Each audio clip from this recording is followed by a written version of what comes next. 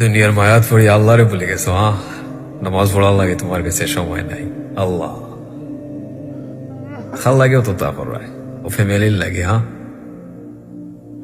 বিশ্বাস করো, আজ যদি তুমি মারা যাও না নি, দাফন দেওয়া মাত্র 1 ঘন্টা পরে দেখবা সবে সপ্তাহ ভুলে গেছে।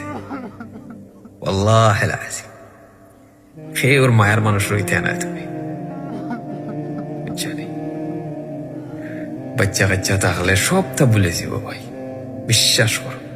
আফা ভাই বোন সব রে হইরা আল্লাহরে বলিও না। দুনিয়ার মায়াত পড়ি আল্লাহরে বলিও না।